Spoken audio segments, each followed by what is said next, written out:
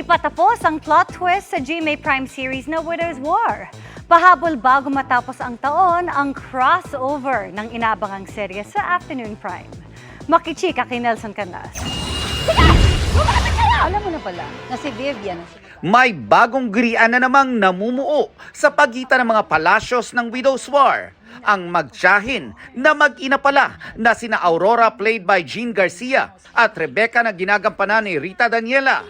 Sa korte na, dadalhin ang laban. At dahil kailangan ni Rebecca ng magaling na abogado, to the rescue si Attorney Lilet Matias ng GMA Afternoon Prime.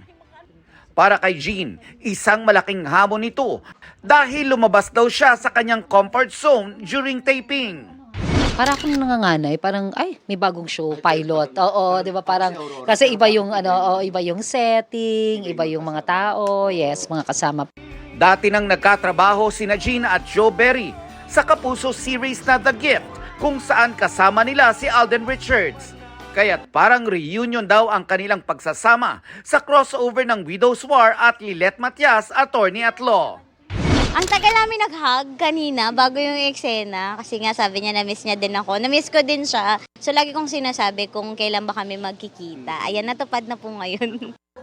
First time namang magkakatrabaho sina Joe at Widow's War half-sisters Rita at Bea Alonso. It's very interesting na nagko-crossover. Parang apart from yung Widow's Web, Widow's War, Royal Blood franchise, this is the first crossover outside of that franchise.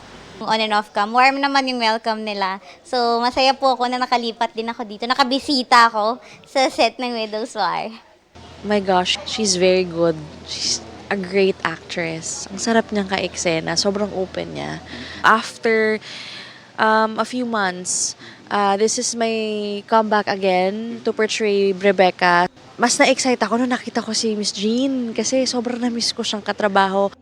Nelson Canlas, updated sa Showbiz Happenings.